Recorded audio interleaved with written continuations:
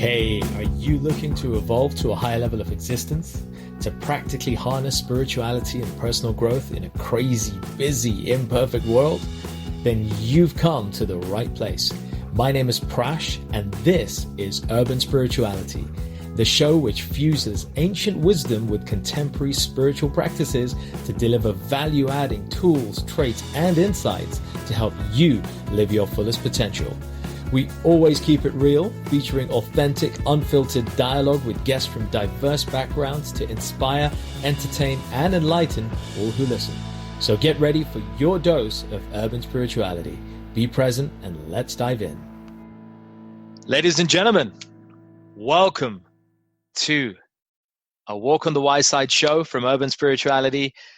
With your host here, it's Prash K. And once again, I bring to you another guest from the depths of space, time, and the wide jungles of the urban landscapes that spread across the Western world, to find somebody who has walked dark journeys in spiritual life and come back to tell the tale. We have this gentleman with us right here. Allow me to introduce him for you. Our guest is a Danish-born ex-hacker and an ex-professional gamer who was associated with the infamous Wikileaks, and who then went on to become a famous, or I should say infamous, international traveling speaker. He's also the force behind a Ask a Monk project. He's been a monk for many, many years, and now he's turned into a corporate speaker, taking his diverse experience and using it to enhance people's lives all over the world. Please show your appreciation for Klaus Nielsen. Thank you. Always a pleasure. Happy to be here. Klaus, you better correct me if I said anything wrong here. I mean, it was mostly on point. Yeah, nothing major we need to adjust there. And let's just a quick disclaimer. Is the Pentagon still out after you, or is that a done deal now? I don't think they ever really figured out that we kind of paid them a visit. This was many years ago. We kind of hacked into their servers and left a little message saying that there's something they could have a look at here if they wanted to up their security. This was back in the 90s, where it wasn't really that difficult. So it was like a benevolent hack, right? It was like a well-intended hack. That's the thing, right? That media sometimes portrays hackers as criminals. That's a small subsegment of hackers that are actually breaking into systems, and it was not really something we were that interested in. Hacking is more about looking at something without any preconceived notions and seeing what can I actually do with this, rather than just doing what you've been told to do with it. So it's kind of like thinking outside the box. And so and in a fun way, there's not so much difference between being a monk and being a hacker, because what I did as a monk was I was hacking my own consciousness. I was looking at it, okay, let's stop thinking in the way that I've always been thinking. Let's just try and distance myself a little bit from that and look at what can I actually do with what I have. And that is all we have, is really our thoughts and feelings and emotions. All the other stuff, it comes and goes. So all we have is actually what's in here, right? Right. So in that sense, even though it seems like it's a huge leap from one lifestyle to another, in fact, it's not. It's actually very closely related. It's just like, instead of external hacking or hacking systems, you're hacking your own system. And what I found out was that there's a huge capacity inside us that we're not using it because we're not used to use it, right? And so we have this conventional way of thinking, and we stick with those patterns instead of trying and break them. So in that sense, life became very interesting for me when I started hacking myself instead of, that's what I'm using now when I travel around. I give talks and try to help people, because that's why we have problems. We get stuck in a pattern, and for some reason or another, it stops working. We stop getting the results we want. And then the problem is, how do I break out of that pattern? Right. So yeah, that's. I want to delve a little bit, because I know that you had, from all accounts, a fairly normal, a fairly pleasant, one would say even an affluent childhood. You had a steady childhood, but I know that from our previous discussion, something wasn't quite right, because it seemed like you had all the facilities, and yet there was something not right. And I know you also had a successful career as a gamer and a hacker. I'd love you to elaborate a little bit about your younger years and what was going on, and what small nagging wound was building up inside you that caused you to be dissatisfied. Well, initially, it's not a bad thing. I think all children are philosophers, because they have to be, because they have no idea how the world works. They're suddenly there. They have to think about, how does everything work, right? Okay. But then as we grow older, we make the mistake of thinking we've found out. And that is aided, in my experience, was aided by school, which teaches a very narrow way of thinking. And they were teaching us a lot of factual knowledge. But for me, it seemed odd that I don't even know who I am, where I'm going, and why. And so what's the capital of Colombia seems pretty superfluous for me when I don't know those fundamental questions. And so as I grew up, that became more and more of that nagging feeling that you were talking about, that wait a minute, it's a trick. Nobody knows what they're doing, right? Not even the adults. They have no clue. They're just trying to cover it up with facts and enjoyment. So as I grow up and I start, I joined this community, you could say, like an international community of hackers. People who like to play around with systems and computers and do stuff that they're not supposed to do, not criminal, but just creatively. And I pivot that into a career in the media industry, making video games and TV programs for a company. So in that sense, I didn't get a real career. I just went like autodidact into my professional life at a quite young age. Right. And so for a young guy around 20 years, I had quite a lot of money. Like you said, I come from a very steady background. My parents are still together, love each other.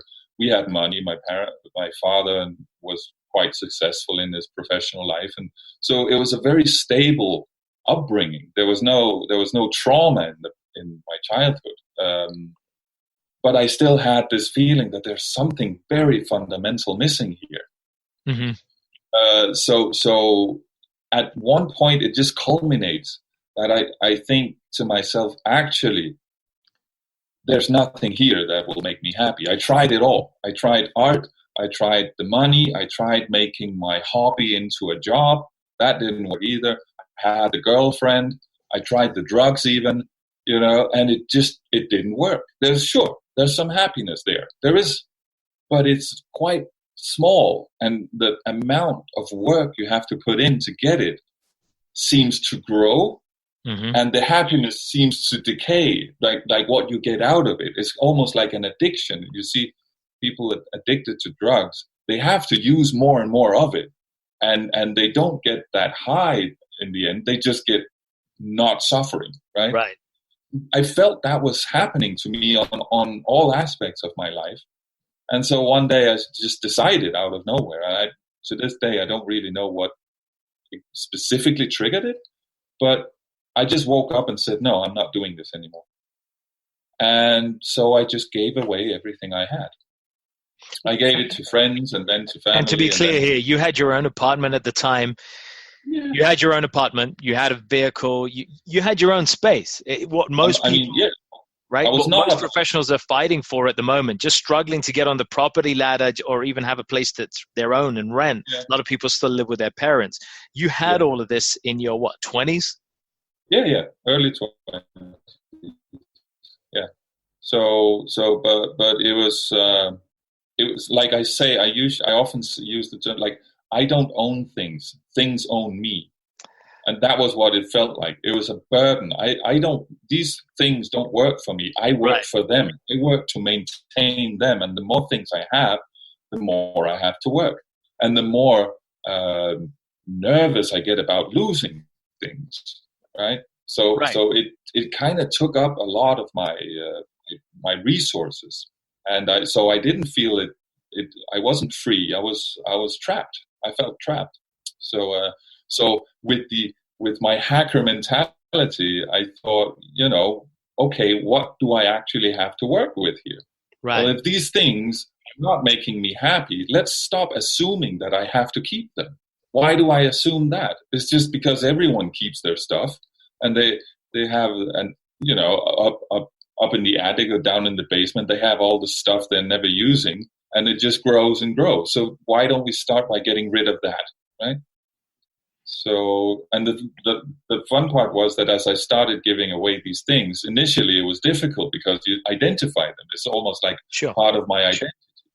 But then it gets more and more fun as you give away. You become more and more light. The world gains color. It becomes warmer, And so the final thing I gave up, it was the apartment, and I was free. I had 2 bags with the bare essentials, and that was it.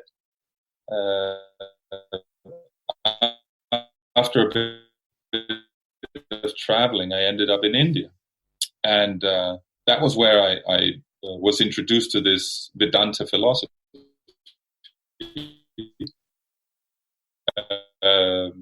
that basically talks about hacking your own.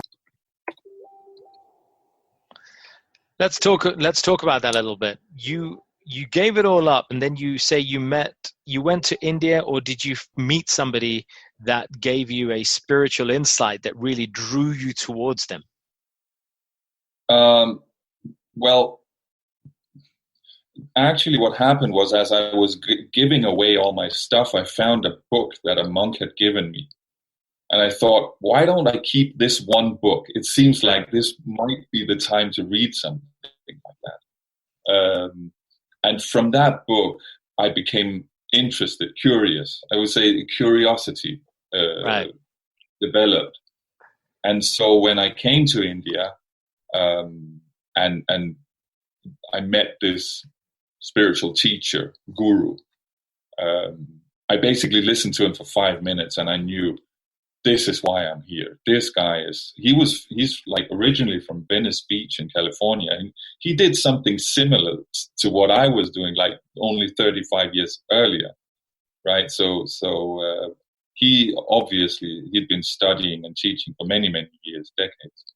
And so, I didn't have anything. In one sense, I was almost already a monk. I just didn't know it yet. And so I settled there.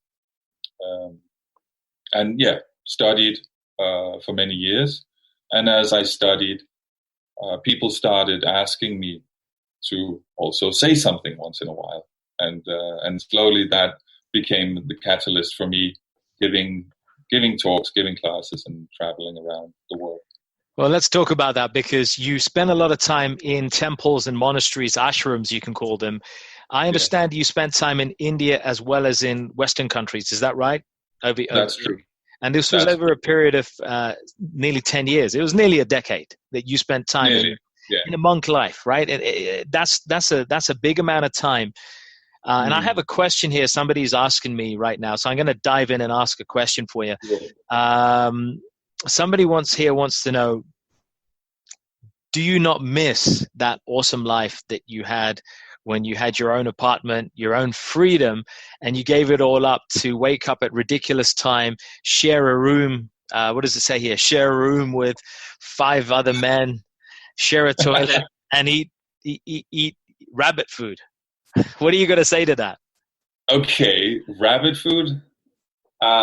Actually, honestly, completely honestly, I can't remember having missed that. It was a profound experience for me to. It sounds like a cliche, but I felt like I found myself.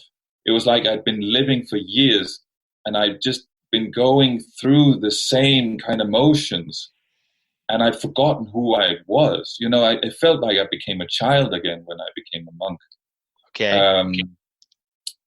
So no, not really, not really. It's All not. right. It's not a comfortable life, but you know what? There's very few lives are really comfortable. Right. And in my experience, the most comfortable lives, usually the most boring ones too. So all the good stories usually start from something like, okay, I was going from Mumbai to Kolkata by train, and there had been threats of Islamic terror in Mumbai that time. This is a true story, by the way. So, but I have to go because I have my ticket and I just have to go. So I just pray to the powers beyond my control, and I go, and I find out at that point that I'm leaving from a train station in a Muslim neighborhood, and I come to the train station, and the train is delayed by 8 hours. And I'm dressed as a monk, as like a Hindu monk, right? So my point being that the good stories always start with something going wrong. Then you have something to talk about. Right. Like you see, superhero story is usually not one of a guy who goes into his kitchen, opens the refrigerator, and takes out some milk and pours himself a glass of milk and then drinks it. It's not, I mean, that's nice. It's comfortable. You know, if it's a new kitchen, it's really great. But it's not really that interesting. Right. You know, that was what we were talking about earlier, is that we assume that comfort will make us happy. But can we really trust that assumption? Yeah, I like that because I like that a lot because, you know, what you're effectively saying here is that being uncomfortable is a form of a life hack. It is.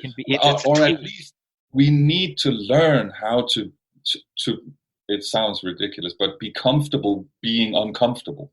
Right. You see a child, they have an ice cream, they drop the ice cream, the world breaks down. The whole universe ceases to exist, and everything is about crying and wailing and me. The grown-ups, they don't call 911 on this situation. They kind of laugh it off because they know it's not that serious. Right. So when you're an adult, you crash your car, you cry, and the whole world breaks down. It's just another form of the ice cream. It's the same situation. Right. So what has happened? Why, if the adult drops the ice cream, is not a big deal? Why? Because the adult has dropped quite a few ice creams or whatever else. Totally. You know, right. So we get accustomed to that. No, life is not supposed to be easy all the time. It won't be. And the more we get accustomed to that, the happier we will be. Well, let's talk a little bit about happiness, because I think here's the thing.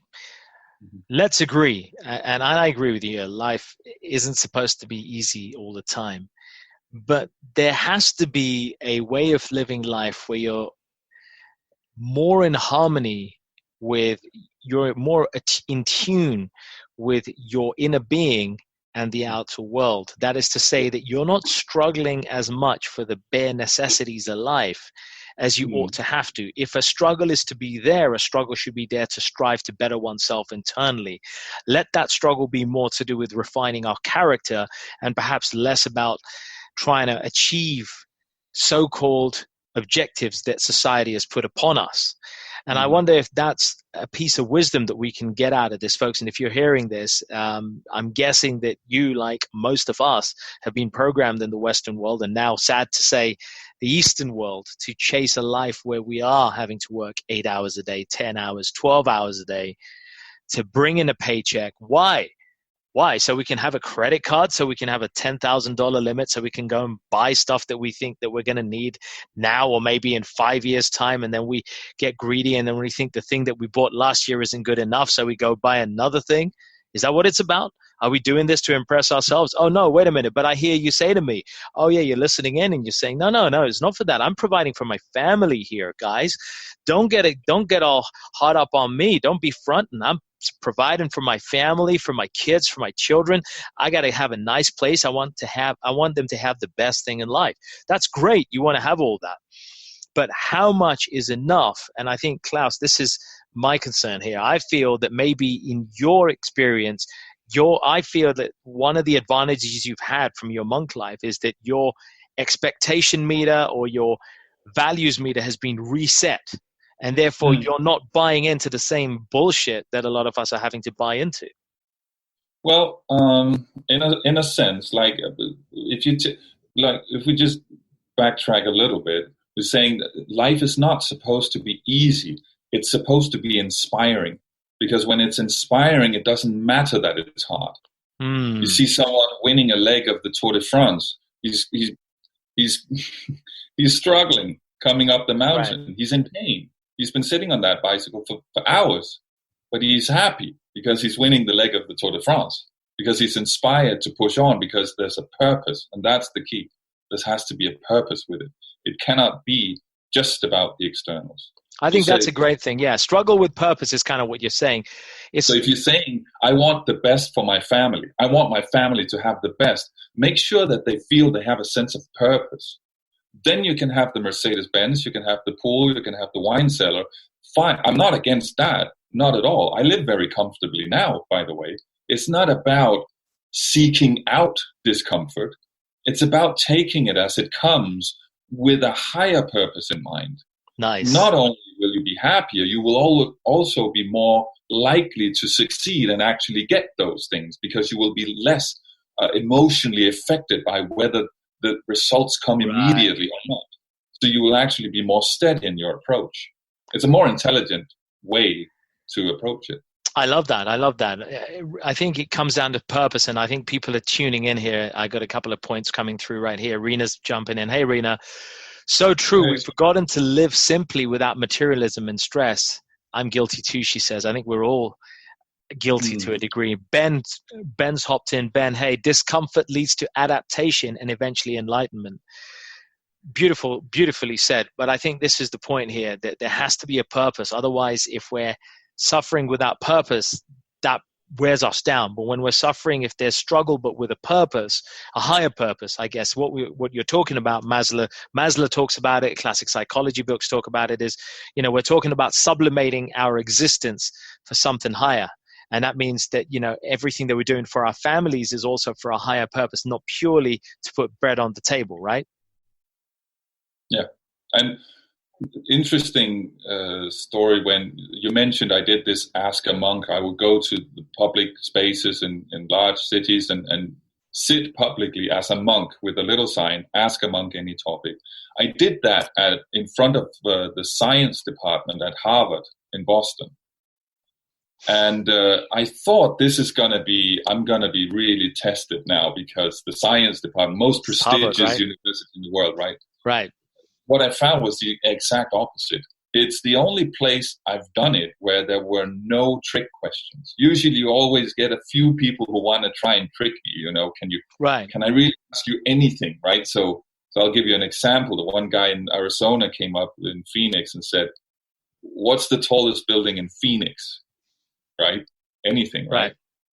So I had to trick him back. It was a thing I developed a knack for. So I said, well, the tallest building in Phoenix is why you're not making progress in life. And he was kind of stunned by that, right? But because he wasted an opportunity, he tried to trick me. Could have asked anything, he already knew the answer to that question, right? So he wastes opportunities because he has an ego problem. But back to Harvard, there was none of that there. These kids, they had very profound, very well thought out questions.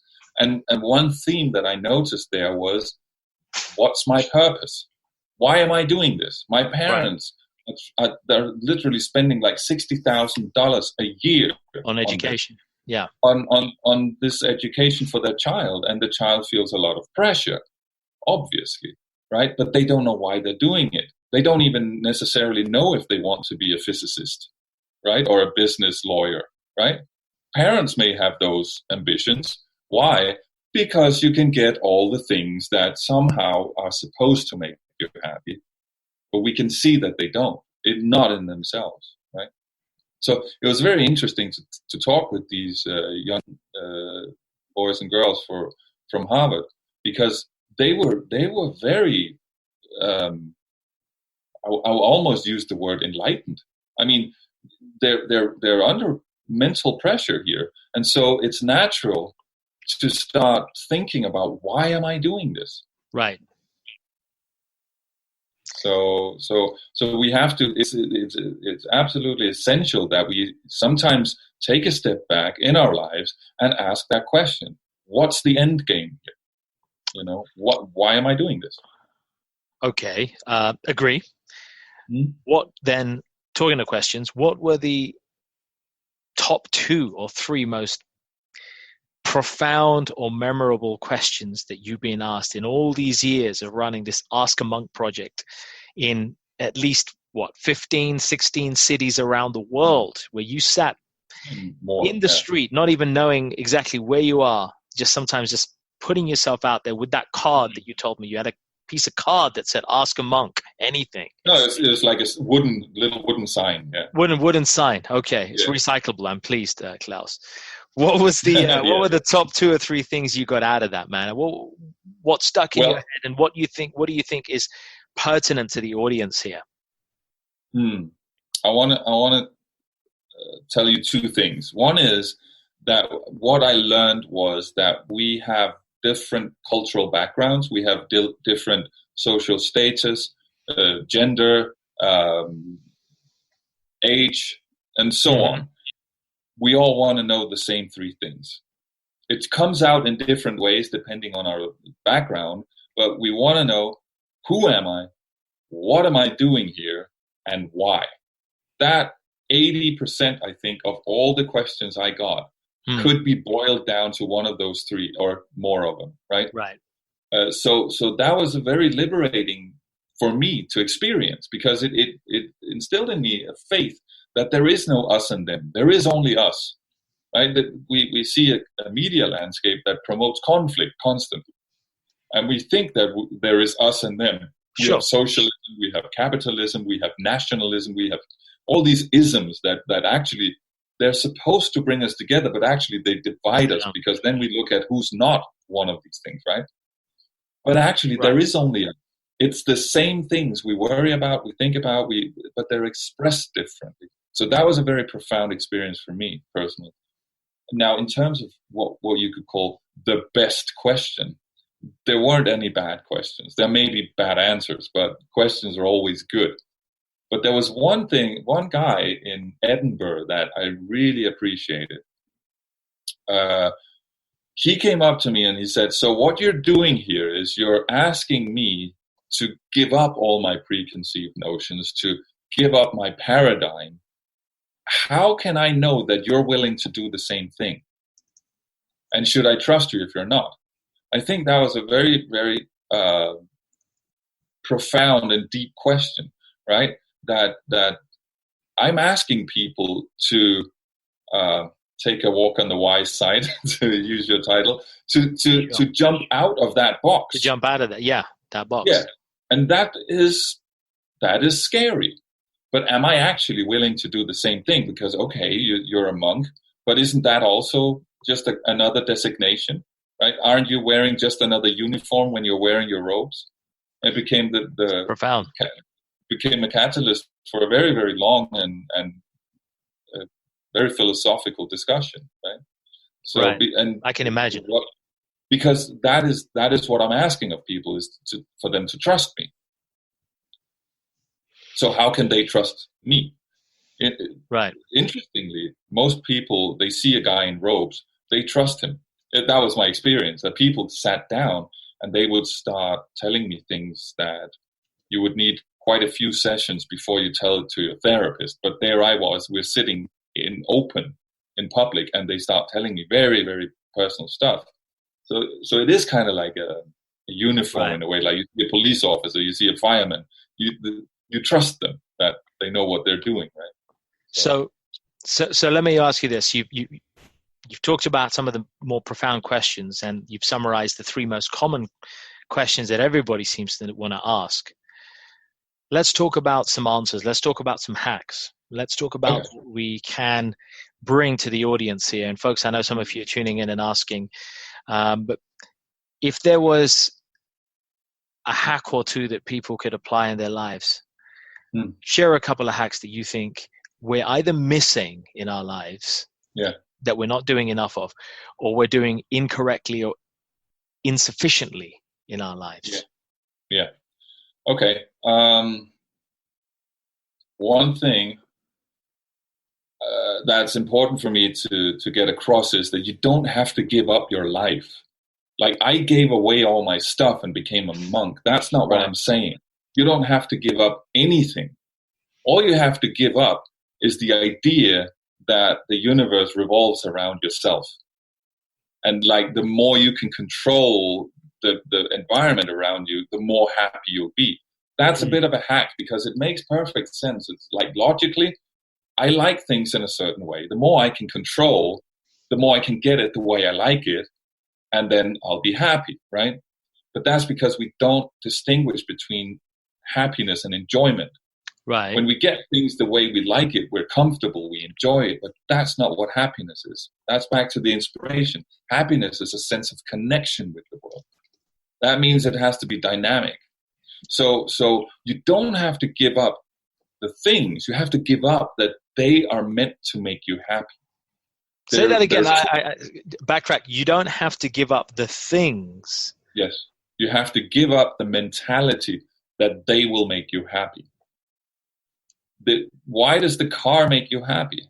You take the car apart. You got a bunch of parts. Which one contains the happiness? Is it the tailpipe? Is it the mirror? Is it the door?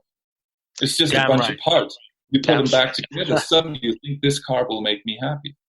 No, it's the whole context of the car. Context. There's nothing more pathetic than an old guy in a fast car deliberately driving slow.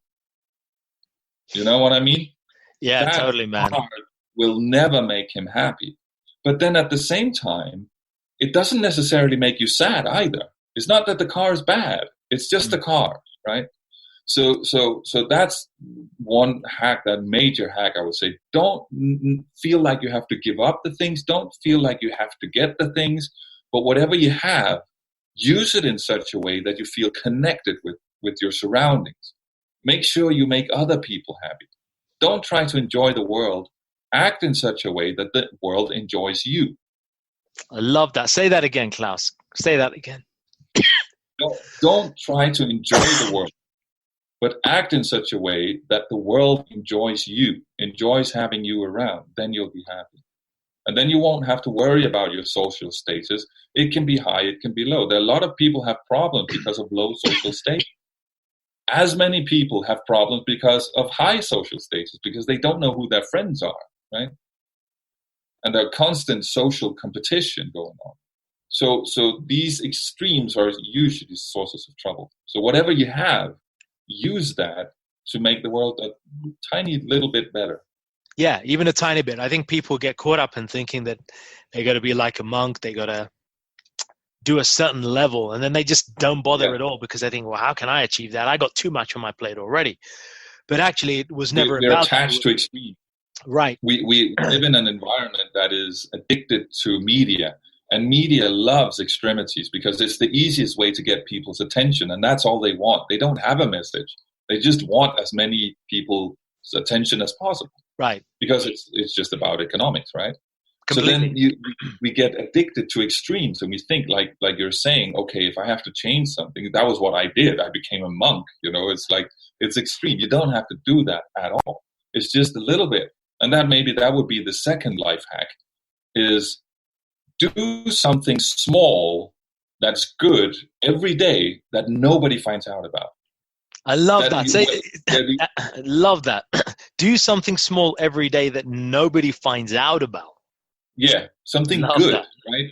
Put a book in its place, or dust something off, whatever it is. It has to be small, because what happens is you get firsthand experience that there is such a thing as good.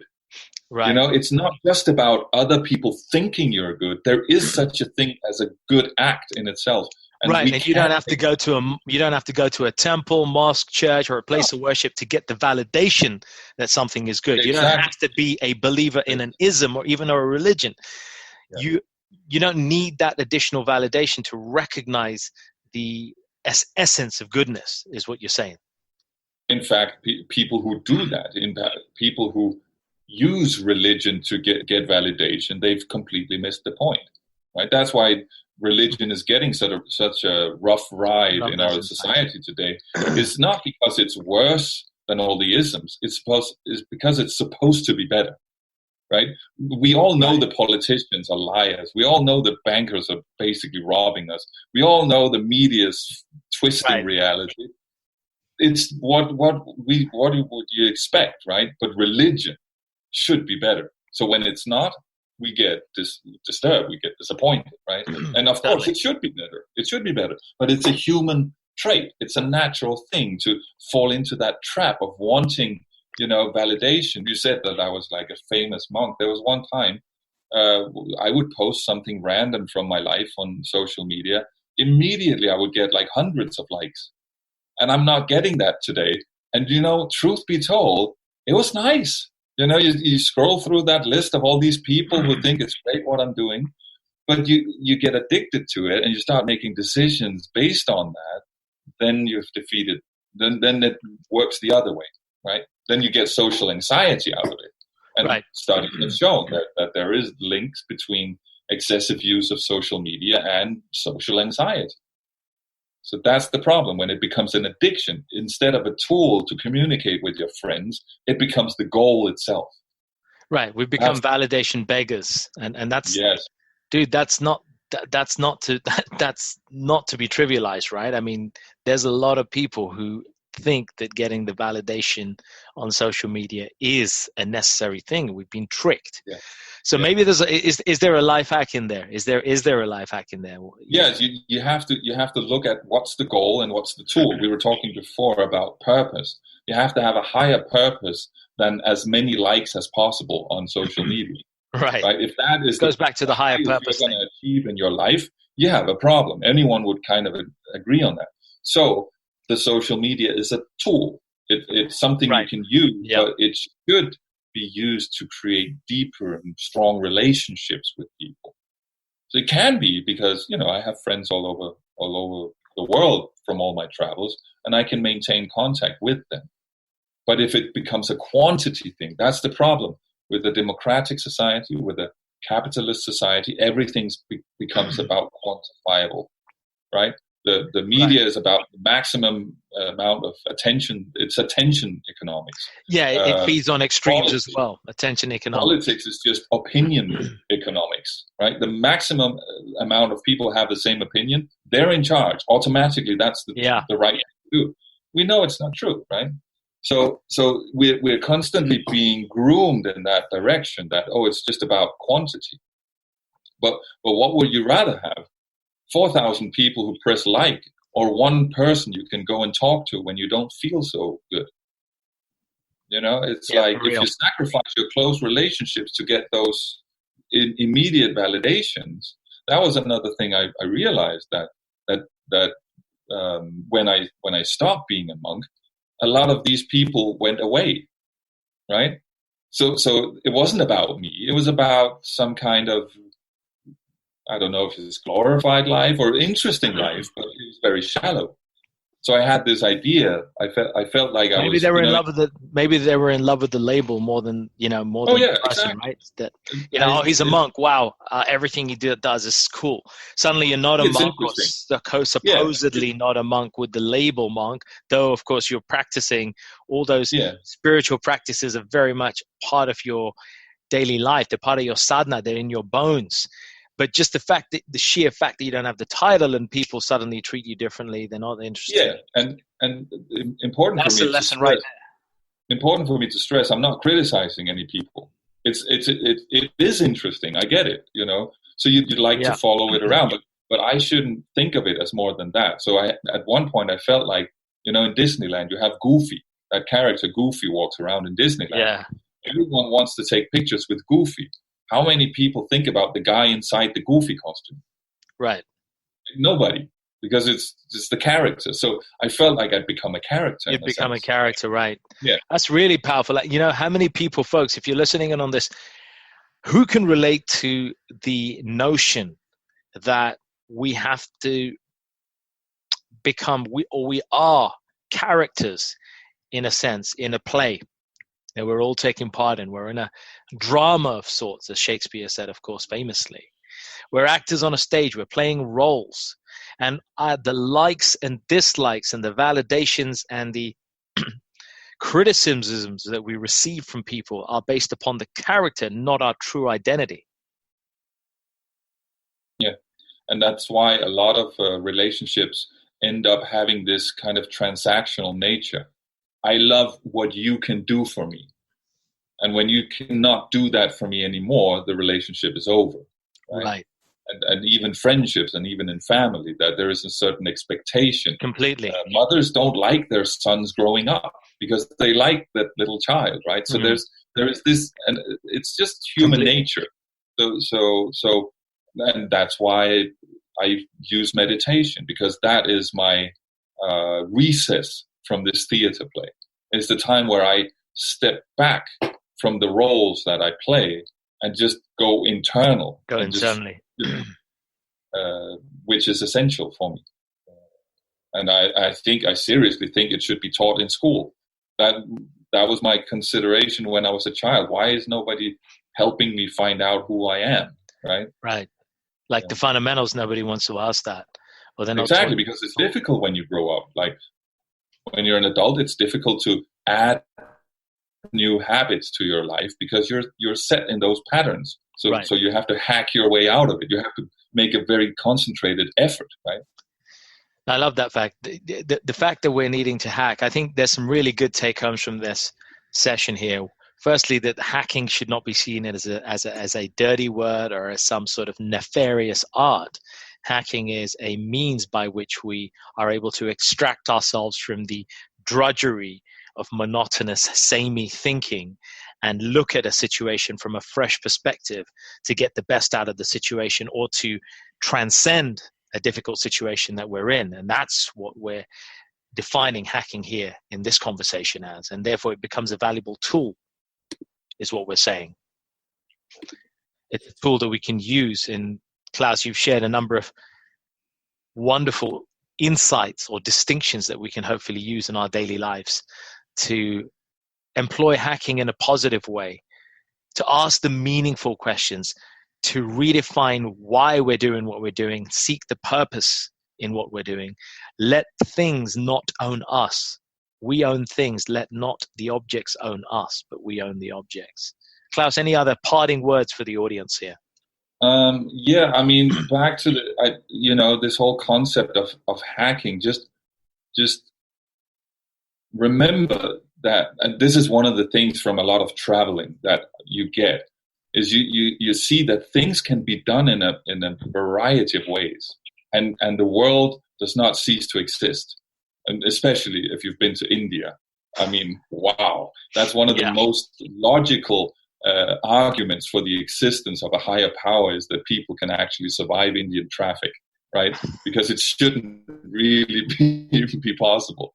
But yeah, always know that you can actually change the script, right? You can write your own script. You don't have to follow some unspoken script just because you've always done that. You can change your life. You can change your script and you can change your life. Absolutely. Yeah. I love that. Klaus, talking of changing our lives, how can we hear and follow you more to take us on a journey of change? I'm doing right now, I mean, some videos, writing a book about some of the topics that we've discussed here. I believe you may have a podcast also coming out. We do, yes. We have a podcast. I should mention, right? Funny you should mention that. We have a live interview with Klaus Nielsen, and he really opens up on some other aspects that we've not had a chance to cover on this conversation. And there's some powerful additional distinctions that I think really came out. It was an excellent interview, if I may say so myself. And that should be available on iTunes and globally on your favorite podcast and digital audio consumption channels. Watch out for the link. We'll be posting it very soon, and you'll be able to consume and enjoy that podcast on the go wherever you are tuning in from in the world right now offline. Thank you, Klaus. And what about your speaking gigs? What's happening, and where can people find out more about you? Yeah, I have a website, klausmnielsen.com. And I'm working with a few individuals as like a career coach, career counselor, you could say. And I have some corporations that I'm working with also at the moment. Good. Here in London. So it's going well. And I'm happy to, like, there was this question in the beginning, if I never kind of missed my old comfortable life, and I didn't actually, but I would have to say the same now. I'm not missing my monk life. I'm happy with what I've got now, and I'm very happy to be in London. It's very, very nice to be. It's nice to be situated more in one place and work with some of the same people for longer time than traveling around so much. So. Love it, Klaus. We're going to follow you. We'll hear more about you, folks. All of you who stayed till the end, and those who've been dipping in and out, thank you all for your ear and your hungriness for wisdom, which is what we do every time without fail on A Walk on the Wise Side. My name is Prash. It's been an honor to have you all. Klaus, it's been a pleasure having you with us, joining us and sharing your wisdom to the world and those who are destined to hear this message and apply it, more importantly, in their lives. Everybody, namaste. Peace out. Hey folks, thanks for listening. We hope you enjoyed this episode, and as with all our episodes, found something to inform, inspire, and empower you in your spiritual and personal journeys in life. As always, if you enjoyed it, feel free to leave a little love through your ratings and comments, share it with those who you care about, and take your personal and spiritual evolution to the next level by joining us on one of our events, workshops, or retreats. Find out more about us at mantratherapy.co.uk. I'm your host, Prash K. This is Urban Spirituality, and we will catch you on the next episode.